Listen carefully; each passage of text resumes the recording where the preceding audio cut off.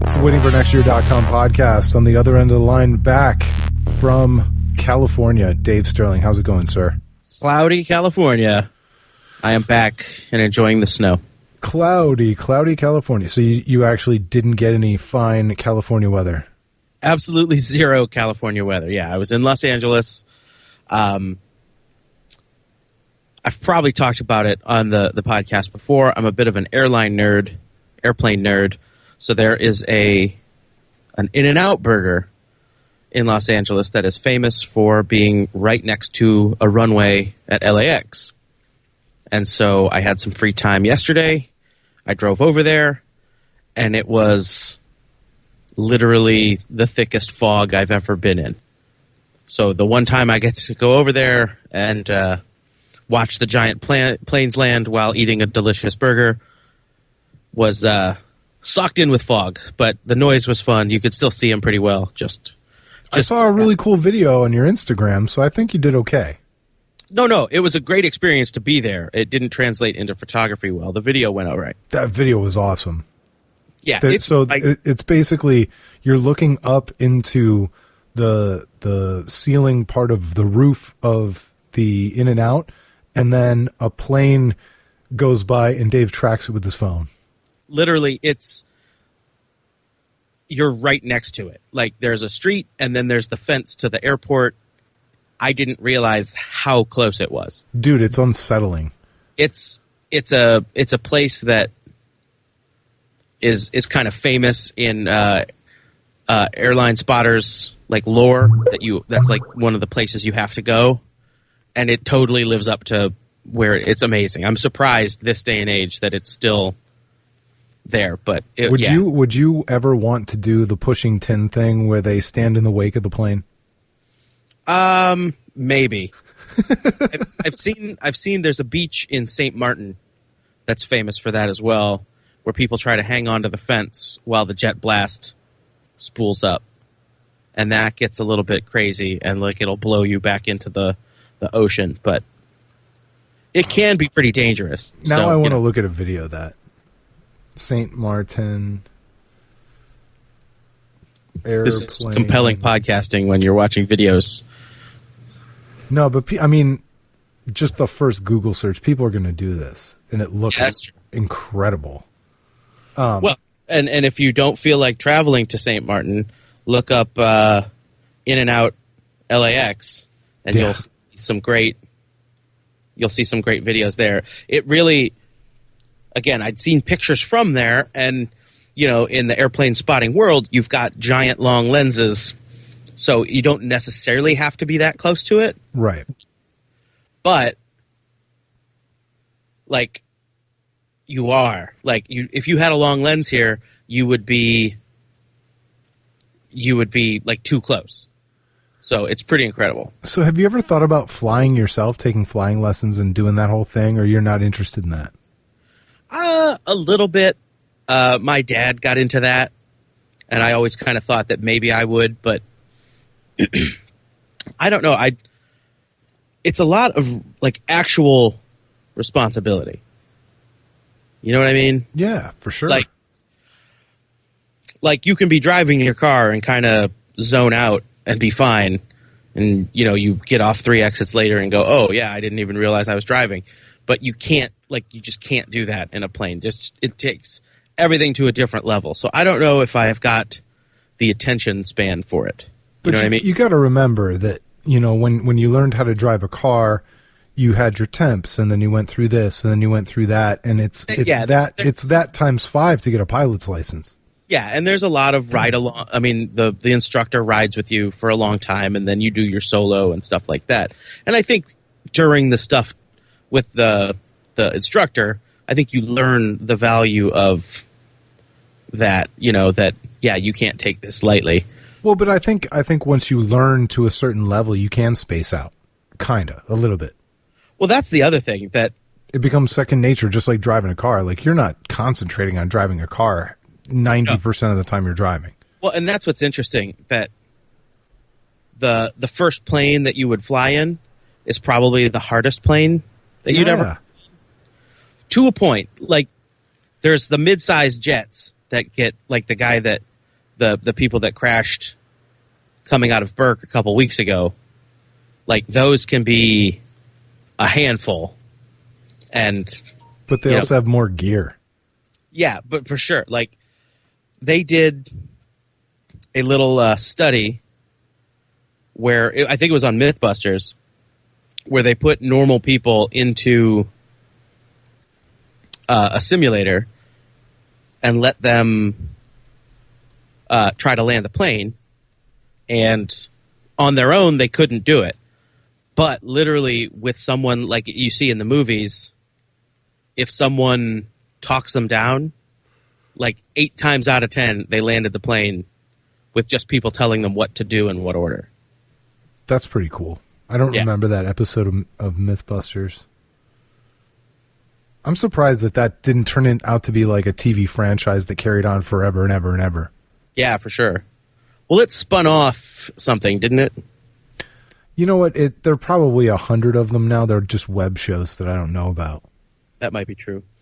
Let's talk about In-N-Out Burger for a second. Are you one of these people who partakes in the burger wars and the burger conversations and the comparisons? Yes, and I get a lot of scoffs for this opinion.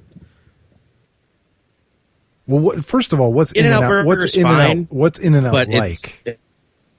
I hate to break it. The big thing about it is they don't have a huge menu, which is, I think, a benefit to them. It's all burgers. There's no chicken sandwich. There's no salad. They have burgers, fries, drinks, and shakes. Their menu is 4 things long.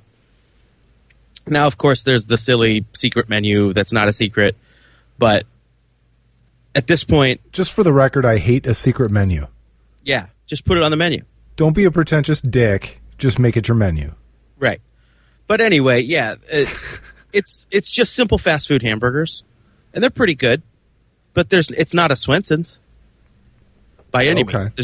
There's nothing special about the flavor. It's just a decent fast food burger. All right. Well, that's a good lead in, because everybody is all geeked out, and I think Jacob is the one who wrote about it on our site today, that Shake Shack is coming to Cleveland. And I'm not one of these people that engages in the burger wars. I think Swenson's is great. I'm sure that I would love In-N-Out, but like, I've had a hamburger. I've had 100 different hamburgers. I've had all kinds of different hamburgers that are all very good. Yeah. But you're talking about really marginal quality differences and like a geek fest that it has no actual bearing on anything because they're all pretty good. I enjoy a Shake Shack burger. I've never had one, for the record. Their fries are excellent, but again, it's a burger and fries, like you said. Now, the biggest controversy is... I mean, I've been to B-Spot. I've had... that's a different caliber burger. I've had Flipside. I've had Five Guys. I've had Swenson's. I mean... What have I not tried? What class of burger have I not tried? I think Shake Shack, if you're in a place where there is a Shake Shack, is worth eating at. It's not worth waiting in an hour-long line for, but it's a place that's worth going to, if you know what I mean. So sure. It's tasty. Their fries are good. Their shakes are good, oddly enough. But yeah, I wouldn't stand in a giant line for that. That's for sure. I mean, one of the best burgers I've ever had was at Melt. They used to make the breakfast burger where they would put a hamburger on a grilled cheese with a fried egg and bacon. And so it's a bacon, egg, and cheese with a hamburger on it. It was the greatest thing in the world. Well, but that's a different caliber burger. I mean, whatever. You got tiers. Sure. And Shake Shack is a straight up fast food burger. It's not a fancy sit down burger. I guess my point is, it's like blues music. You know, you could be the best blues band in the world. You're still playing like a really kind of predictable genre of music. That's an interesting take on blues music. Well, I mean, the song structure is like, hey, I'm going to do a killer solo, but the song structure kind of, you know, the swing and all that stuff is pretty standard across all forms of the kind of music. All right. Fair enough. You know, it's like I wrote the very best haiku. Okay, yeah, but it's still a haiku. Everybody wrote a haiku. Boy, now you're just trashing on all sorts of different art forms. It's true, I am. You're like one of the guys who goes up to an abstract painting and goes, "My kid could paint this." Well, that's right. Yeah, right. No, you are. I'm not. No. Okay. What is this? They just splattered a bunch of paint. I could have done that. My kid could do it. Although, you know what, I do think, like, sometimes when they focus on the process of art less than, like, they try and make you care about things that you shouldn't really actually care about in modern art. It's true sometimes. I agree with that. So you kind of you tried to make me feel like an ass, but you kind of made my point too. Well, but now I'm gonna go one step further in making you feel like an ass, because after listening to you and Andrew talk about your food delivery services, yeah, they're all the same. They absolutely are, and I think it's good for a guy like Andrew. We tried it for a little bit, you know. It was, but you and I'm just gonna call it out and be a jerk to you. You had the worst reason to not like it that I've ever heard. I know. I didn't say it was a good one. It was just mine. Do you ever follow any recipes? If you didn't, like, you were mad that they were telling you what to do. I vaguely refer to recipes, and then I like to do my own thing depending on what I like to do. I just don't know how you signed up for the service in the first place if you're like, I hate making something that's to a recipe. Jen signed up and she was going to do it, and then I ended up taking over on a couple of the recipes, and it just pissed me off. Fair enough. I just like that you were like, I'm going to put the ingredients together how I want. I'm not listening to you. Like, I like your defiant attitude towards it. I appreciate that. No, it's not for me. It should be, because I should probably branch out and learn to cook a few new things, but I've been the cook in my household for quite a long time now. Yeah. And so I feel like it's an affront to my abilities or my ability to be creative that somebody would, like, send me exactly what I'm supposed to do. No, I agree with that. And I do most of the cooking here as well. And it's good and bad, because number one, you sit there to try to plan what you're going to have for the week before you, like, go grocery shopping and stuff like that. And you're like, I don't know. Like, you can only think of, like, 2 meals that you've ever eaten, and both of them don't sound good right now. And you're like, I don't know what to plan. But then there is a little something that's taking away from it when you're like, oh yeah, all you have to do is do this in the right order and you'll probably turn out fine. But the biggest problem I had with it is, and I've heard that I don't remember which company it was, but someone had done something about it. It was so wasteful with the packaging. Yes. You got a giant box of crap to throw away every week, and you're like, why can't they reuse a lot of this stuff? And so I've heard one of them lets you send the stuff back now so they can reuse it, but it just seems so, like I was just filling up my garbage can with styrofoam every week. I'm like, this can't be good. Which one did you use? I think it was HelloFresh, and maybe we tried a couple of Blue Aprons. I don't remember exactly. Whichever one had the sweet Groupon. We had a promo code from a friend, so yeah, no Yeah. Groupon, just get 1 week free, and then we tried it a little bit. All right, so we are going to talk about some sports as well, just for everybody listening out there. But before we get to the sports, I'm going to do my commercial for Patreon, because all these people have been really nice, and they're supporting us, and they're getting things. We just negotiated a discount code from one of the local T-shirt manufacturing companies, GV Art, one of our friends. And if you are one of the Patreon members, you have access to that code. We're trying to keep it secret otherwise, and hopefully it remains that way. But these are just the kinds of things that we're trying to do to make it worthwhile to support Waiting Promo for code Next Year. Angry Craig. What? Promo code Angry Craig. That's not the promo code. That's a joke. Yes. It's not. You can try it. It's not going to work.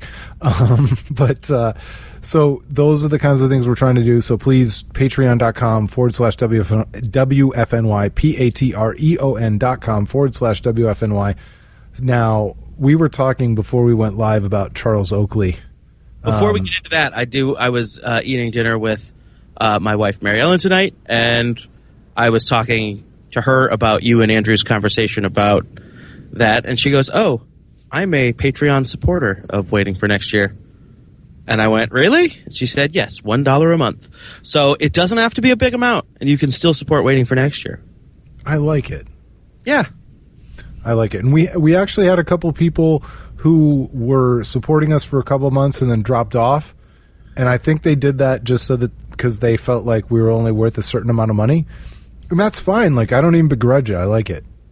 I would think that they would do the right thing and never come back to the site. No. I hope they do. I hope they Patreon us again next year. I am 100% joking about that. For a couple months. You jerk. The fact that we're like, no, you have to. Like, it's a great. I like Patreon a lot. You no longer deserve our free service. If you want to kind of be the type of jerk who, doesn't pay for what he gets, then fine.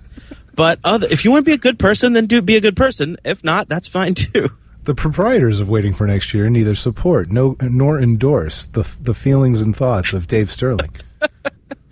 I'm just being a joker, you guys. We don't care if you come to the site and literally yell at us in the comments. We even like that. Usually. Although people don't really yell in the comments anymore. It's kind of a nice place to be. I feel like I'm jinxing it, but I'm just going to go with it. Bring on the rolls. Let's talk about Charles Oakley. Yeah. So, first of all, Oakley is a Cleveland guy. He's kind of a legend around town, even though, the majority of his time playing in his NBA career was with the Knicks. And, of course, there was a situation that arose at the Knicks game last night where he paid for his ticket. He was sitting somewhere behind the bench, and I don't know exactly what transpired other than he was approached by security. It turned into a pushing and shoving match. He was removed. He went to jail where he was processed, and he got out. He didn't have to spend the night there, but it's a weird thing.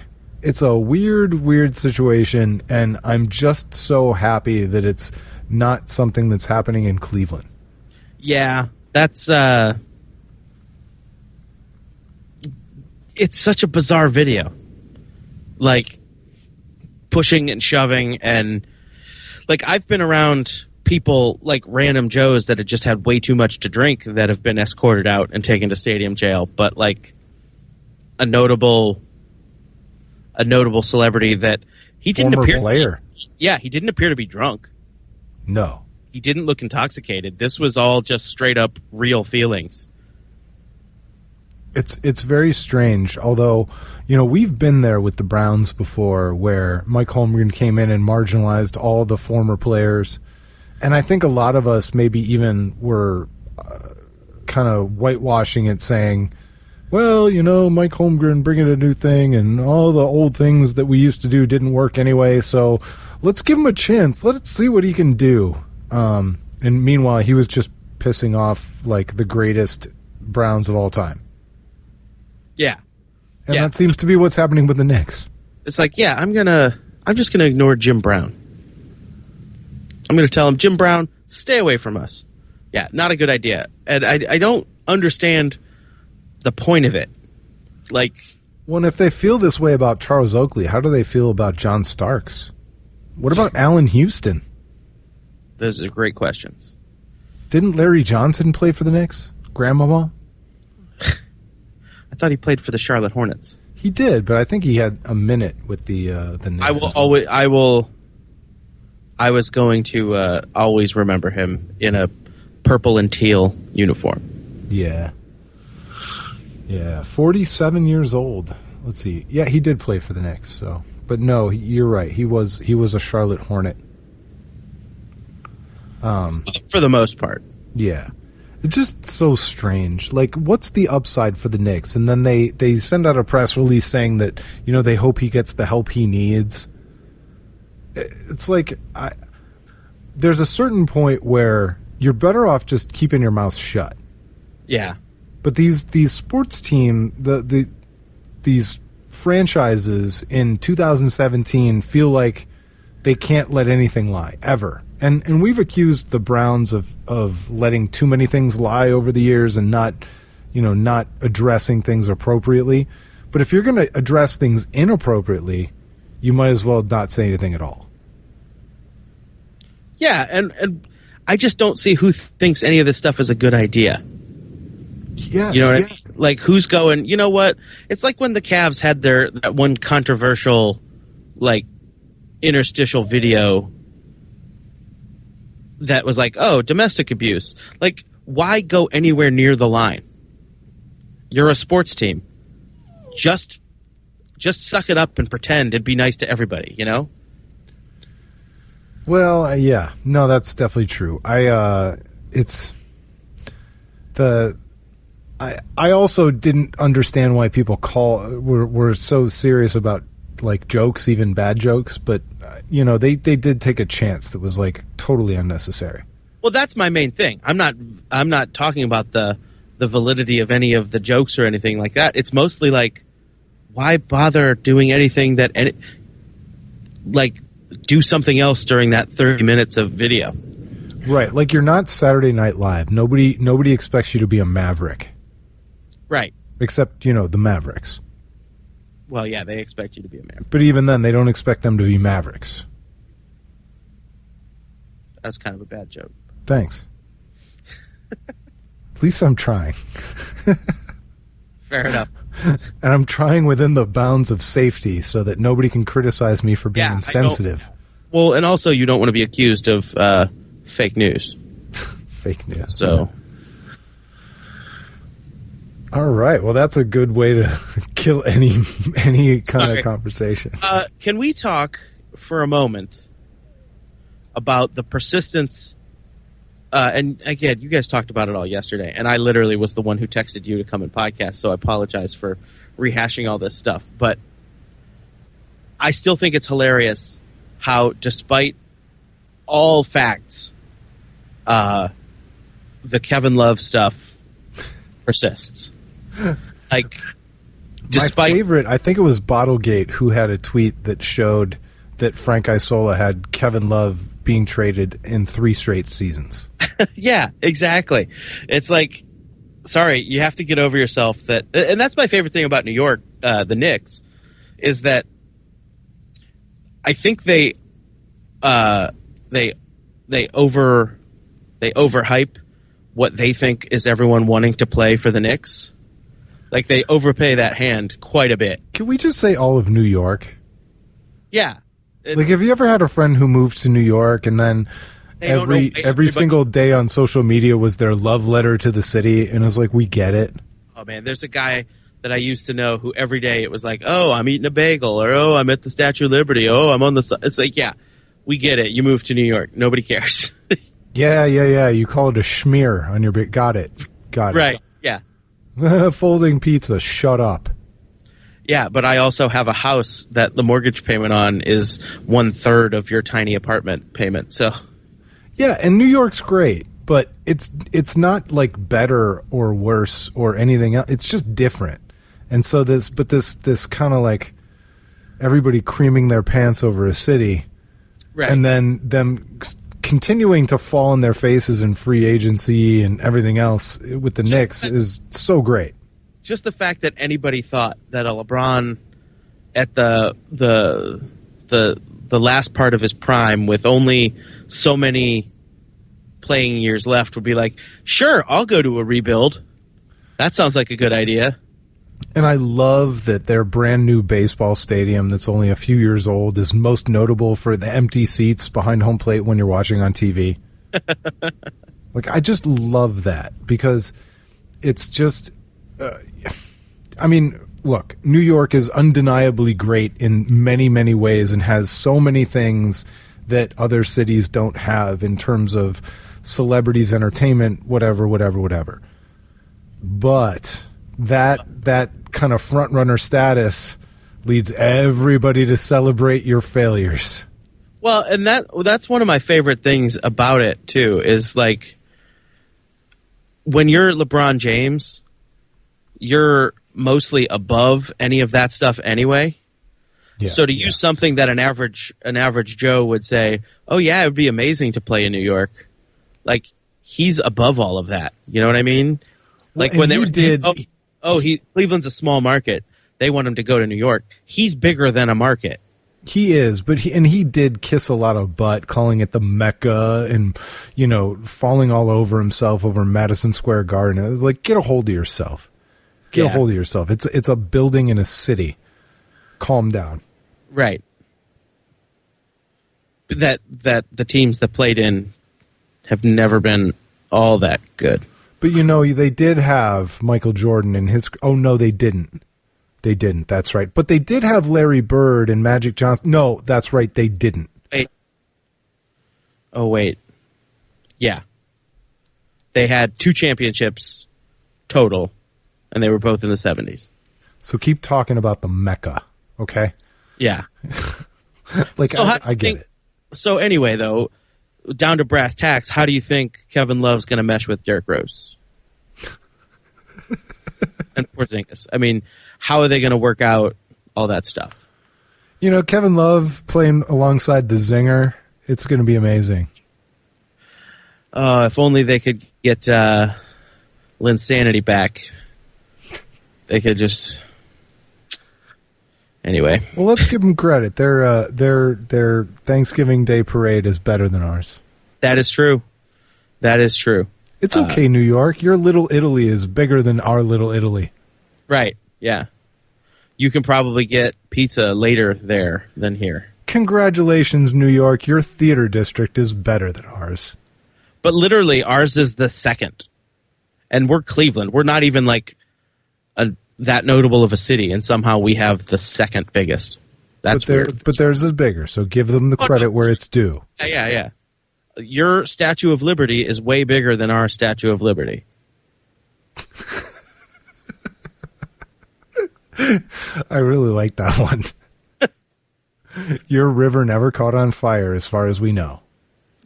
Your river probably has more bodies in it than our river, because Ray Lewis doesn't visit here as much. We don't have a Central Park. No, we don't. Let's see. What other... Let's list some more ways that Cleveland is inferior to New York. Your subway is better.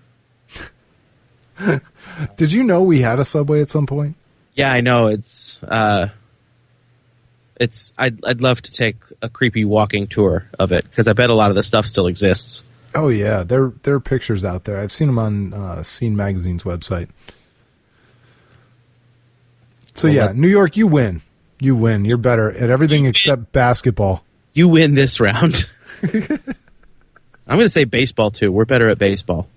But keep talking about LeBron and Kevin Love and all the people who are coming to your city, because they're not. Because Phil Jackson is a disaster, and ownership is fighting with former players on, courtside and getting them arrested and removed from the arena.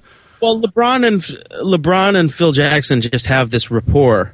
This natural rapport of how well they get along, and how the mutual respect is there for sure. Has anybody tarnished their own legacy worse than Phil Jackson? I mean, he used to be, the star whisperer and this magical person, this magical coach. Yeah.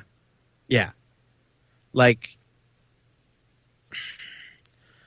Yeah, you thought, not since Isaiah Thomas has someone taken a great body of work and then ruined it with another body of work. Yeah, and Isaiah Thomas in his playing career versus his, everything else career. I'm kind of hoping Pat Riley ends up in the same boat as Phil Jackson before it's all said and done. He was working on it at the time. He got pretty emo when LeBron left. I mean, everybody seems to. Dan Gilbert got pretty emo too. Actually, yeah, his Comic Sans reaction was a little aggressive at the beginning, but then he chilled out. This is a weird conversation, man. Yeah, I know. Nobody's listening anyway. They all turned it off after the airplane chat for the first 10 minutes. So it's all right. It's a weekend podcast. Yeah. So by the time people are listening to this, I'll officially be old. Oh, yeah? 38 years. Do you know what I figured out? And I wrote this in while we're waiting. I have now been waiting for next year over 21% of my life. Yikes. How crazy is that stat? That's a crazy stat. Yeah, I was talking to my friend Dan the other day. We were watching one of the, I think it was the NFC playoff game, the championship. And he used to live at a place in downtown Akron. He's like, oh, remember when I lived, downtown Akron? I was like, yeah, I do. He was like, that was 16 years ago.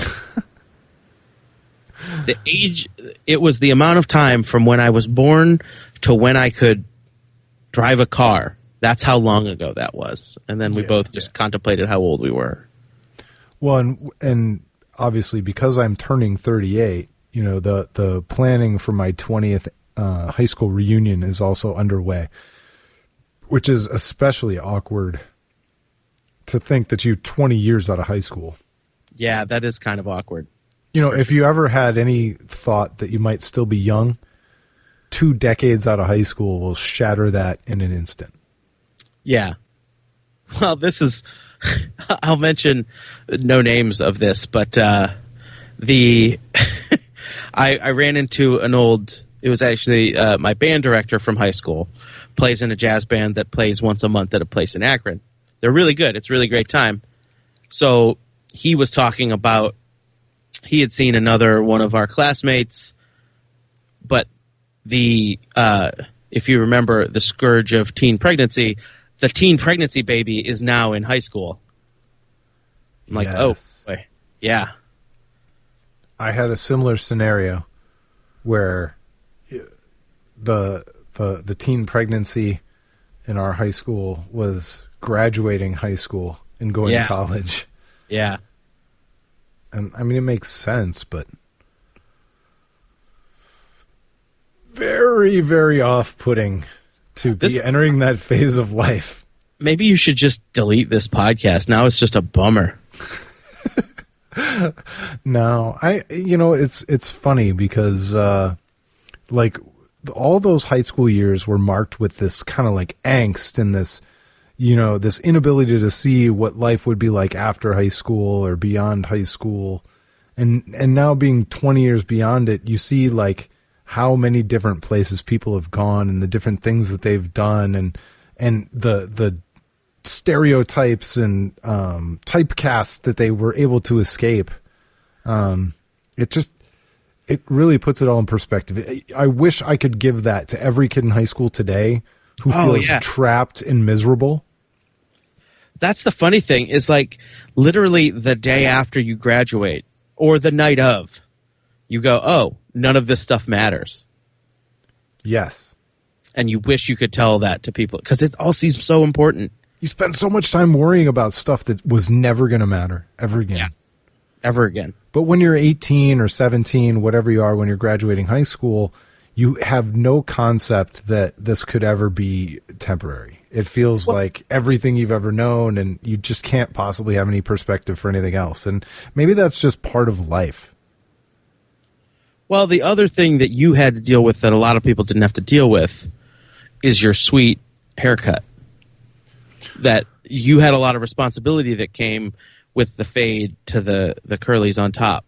That what's especially funny about that, and Dave's talking about a really bad haircut I had that he then photoshopped off of Facebook, and it was very, very funny. But you know what's especially funny about that and ironic for me is that I had that hair for about 6 days.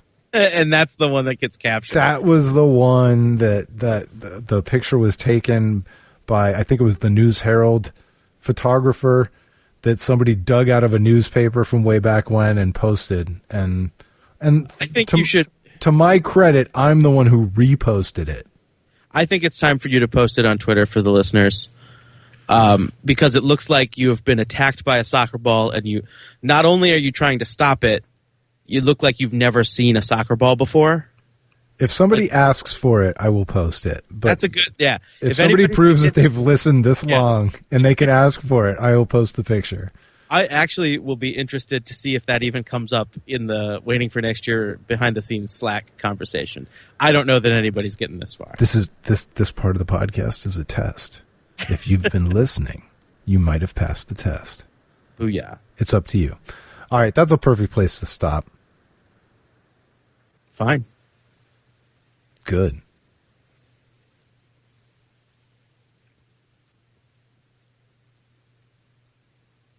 All right. Whatever. Thanks for listening, everybody. It's been the waitingfornextyear.com podcast.